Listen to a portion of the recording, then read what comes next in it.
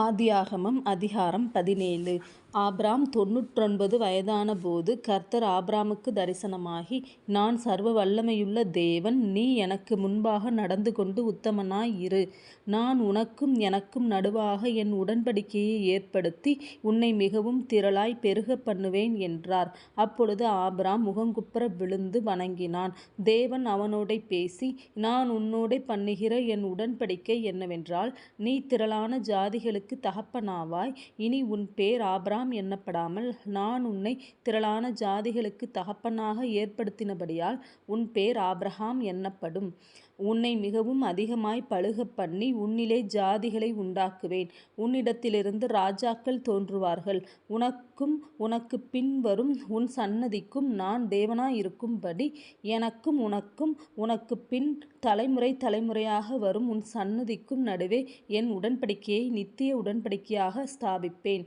நீ பரதேசியாய் தங்கி வருகிற கானான் தேசம் முழுவதையும் உனக்கும் உனக்கு பின் வரும் உன் சன்னதிக்கும் நித்திய சுதந்திரமாக கொடுத்து நான் அவர்களுக்கு தேவனாயிருப்பேன் என்றார்.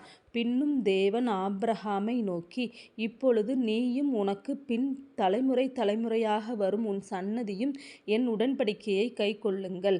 எனக்கும் உங்களுக்கும் உனக்கு பின்வரும் உன் சன்னதிக்கும் நடுவே உண்டாகிறதும் நீங்கள் கைக்கொள்ள வேண்டியதுமான என் உடன்படிக்கை என்னவென்றால், உங்களுக்குள் பிறக்கும் சகல ஆண் பிள்ளைகளும் விருத்த சேதனம் பண்ணப்பட வேண்டும்.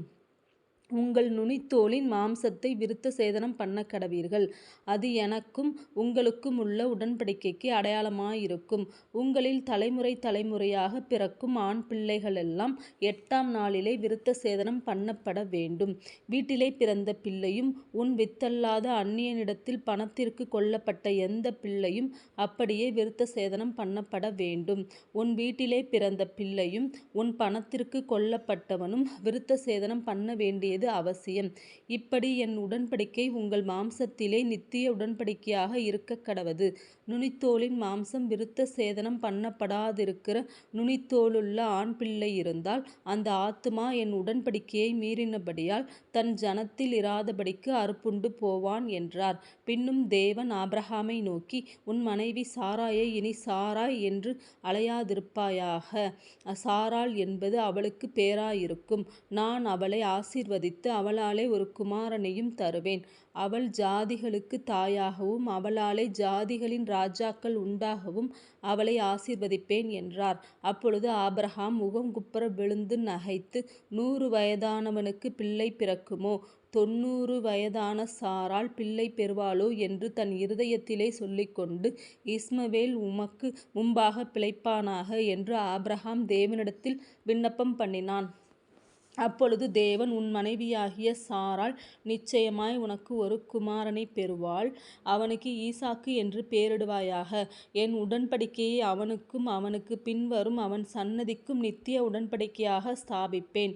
இஸ்மவேலுக்காகவும் நீ செய்த விண்ணப்பத்தை கேட்டேன். நான் அவனை ஆசீர்வதித்து அவனை மிகவும் அதிகமாக பலுகவும் பெருகவும் பண்ணுவேன். அவன் 12 பிரபுக்களைப் பெறுவான். அவனை பெரிய ஜாதியாக்குவேன். வருகிற வருஷத்தில் குறித்த காலத்திலே சாராள் உனக்கு பெறப்போகிற ஈசாக்கோடே நான் என் உடன்படிக்கையை ஏற்படுத்துவேன் என்றார். தேவன் ஆபிரகாமோடே பேசி முடிந்த பின்பு அவர் அவனை விட்டு எழுந்தருளினார். அப்பொழுது ஆபிரகாம் தன் குமாரனாகிய இஸ்மவேலையும் தன் வீட்டிலே பிறந்த யாவரையும் தான் பணத்திற்கு கொண்ட அனைவருமாகிய தன் வீட்டிலுள்ள ஆண் பிள்ளைகள் எல்லாரையும் சேர்த்து, தேவன் தனக்கு சொன்னபடி அவர்கள் நுனித்தோலின் மாம்சத்தை அந்நாளிலே தானே விருத்த சேதனம் பண்ணினான். ஆபிரகாமுடைய நுனித்தோலின் மாம்சம் விருத்த சேதனம் பண்ணப்படும் போது அவன் 99 வயதாயிருந்தான். அவனுடைய குமாரன் இஸ்மவேலுடைய நுனித்தோலின் மாம்சம் விருத்த சேதனம் பண்ணப்படும் போது அவன் 13 வயதாயிருந்தான். ஒரே நாளில் ஆபிரகாமும் அவன் குமாரன் இஸ்மவேலும் விருத்த சேதனம் பண்ணப்பட்டார்கள். வீட்டிலே பிறந்தவர்களும் அந்நியரிடத்திலே பணத்திற்கு கொள்ளப்பட்டவர்களுமாகிய அவன் வீட்டு மனுஷர்கள் எல்லாரும் அவனோடே கூட விருத்த சேதனம் பண்ணப்பட்டார்கள்.